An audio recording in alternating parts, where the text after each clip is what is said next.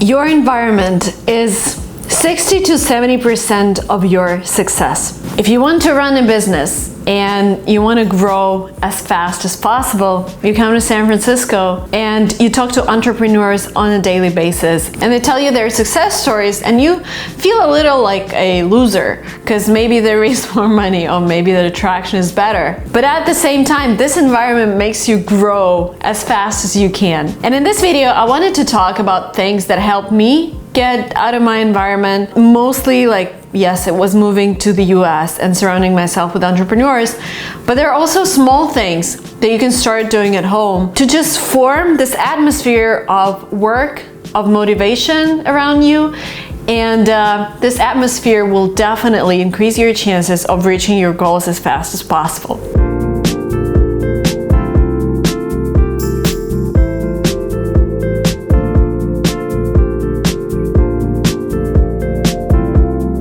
Number one, always have someone that inspires you right now. And this person can change over time. For me, I think I have a new person every 6 months. So for example, I'm interested in digital marketing. There's this guy doing amazing digital marketing videos. I follow him. I try to, let's talk about Gary Vee. I want to do a lot of social media. I follow Gary Vee. I follow what he does. I copy things that I think are going to work for me. 6 months later, I know what he's doing. I understood his strategy. I'm moving on. I find somebody else. And it doesn't mean that this person have to necessarily mentor you, because sometimes people reach out to me like, Marina, would you be my mentor? And you don't have to personally, it would be great to personally connect with that person, but even following them on social media, even trying to do the same, actually helps a lot. Number two, when people tell you something about others, about some courses that you're about to take, about companies that you're about to use, always double check. And this is what people are taught in America at school, and I really like it. They're always taught to double check all the information. And when you double check, yes, some people might have bad reputation. I don't know, like Tony Robbins. I think he's an amazing guy, but somehow in a country where I'm from, people hate him. Like, there was so much hate when he came to do his event. People were like, why are we paying to dance? And, you know, for his motivational rant, we're not interested in that, and that doesn't cost money. We want him to tell what exactly we should do to make our lives better and stuff. So people hate him here. And when I post something about Tony Robbins and I have people following me from Russia, they would DM me with like, oh, he's a fraud, blah, blah, blah. But what I know is when I watched a documentary on Netflix about him, I got a lot of insights for my life, and I know they worked for me. So always double check. Don't just listen to people, because people always have their opinions. And by the way, the next advice, yes, people have their opinions and they're gonna tell you what to do with your life.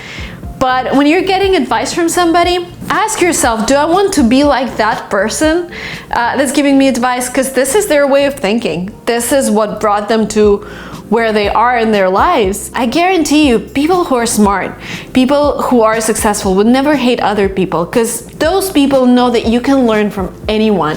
Even if it's, I don't know, even if you're Russian and think Tony Robbins is a fraud, there is so much you can learn from Tony Robbins.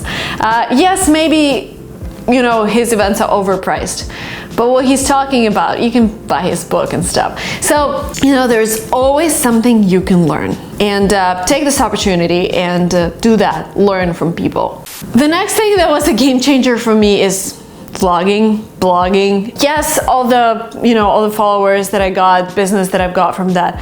But also, when I'm talking to you like this, I'm analyzing myself. I've done so much homework for this video. I have the whole note where I was just writing down things that worked for me. You know, it's self-analysis. It's connecting to other people. It's constantly thinking about what's going on in your life so you could share something. And it's good for you as a person.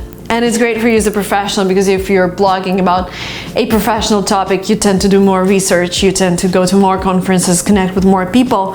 So even if you're not looking for millions of followers, even if it's a small blog, I would highly recommend starting something just to analyze your thoughts, just to think about your own voice, to think about what you want to talk about. And I know the biggest friction for people to start vlogging is that they don't know what they're going to talk about. So specifically for this video, I made a list of topics that you can start vlogging about in 2020 that used to perform really well in 2019, and normally this trend continues over years. So the free checklist for you is below with some good examples. Download it, get inspired by different topics. I think it's going to be really useful.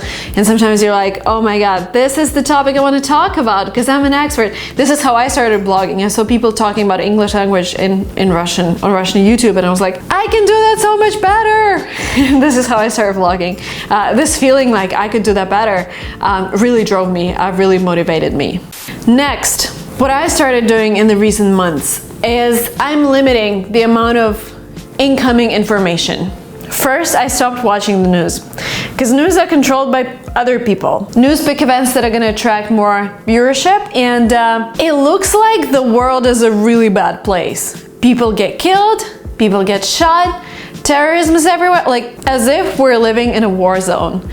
Once you cut that, and Tim Draper said in his interview that his family, he's a billionaire here in Silicon Valley, they don't watch the news because he wants his kids to form their own perspective of the world. He wants them to go outside and connect with people instead of like watching TV and watching people telling you that, you know, world is a bad place. You go out yourself and experience yourself, and suddenly there are so many amazing people around you. There are so many opportunities, and you get a completely different perspective. So don't let other people form your perspective through news. I've hidden my Facebook app because people are constantly complaining on Facebook. Sometimes I think Facebook is a network to complain, like complaining about San Francisco, complaining about the world, complaining about the climate. People are just complaining instead of doing things. So yeah, hidden Facebook app.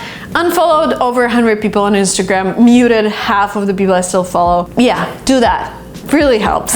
Next, focus on positive things in your life. It's super easy to focus on negatives. Again, I live in San Francisco. So easy to focus on the homeless problem. So easy to focus on politicians, on Democrats, on Republicans, on whatever is going on with the city. But I try to focus on positive things. I try to focus on people who create businesses, who achieve their successes, who are enjoying their lives. And once you choose that, this is how you're gonna form your perspective every single day. You're focusing on positive things. You're being grateful for your life. You're being grateful to be in a place where you can do this, this, and that.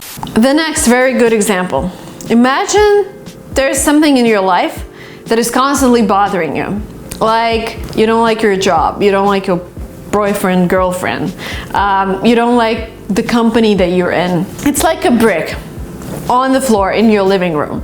And there are many bricks. There's the company brick, there's your boyfriend's or girlfriend's brick, there's something else. And every day when you go out of your apartment, you hit those bricks and your leg really, really hurts. And instead of taking care of them, because that involves bending and lifting and figuring out where to put this brick, you're like, I'll just let them stay. And you end up with your leg hurting, and you end up hating your living room because it's full of bricks. What you need to do is stop right there and make sure you remove all the bricks from your life, from your living room. And then, yes, it's gonna take a while. Yes, it's gonna kind of hurt, bending and lifting stuff. But then you're gonna enjoy walking through your living room. So whatever is hurting you in your life right now, whatever you're unhappy about, make an effort to remove it from your life. It's like, this is where you live. This is the only life that you have. And tolerating something that you don't like, it's not gonna work. It's like, getting things out of your system, getting things out of your apartment. Another great example is like, if you don't have junk food in your fridge, you won't eat it in the evening. Because in the evening, if you want some junk food, that means we have Subway a couple blocks away from here. And whenever I want something, I'm like, well, it's still like dressing up, getting down. No, I don't want that. I have some spinach and kale in my fridge. I'd rather eat something healthy. Same with your life. If you don't have things in your environment and your surrounding, then you don't even think about them. I like this quote: big minds discuss ideas, average discuss events, and small minds discuss other people.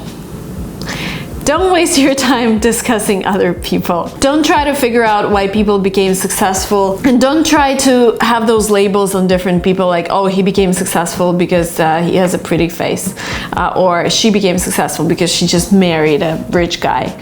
Don't do that. Again, try and see things that you could learn from those people.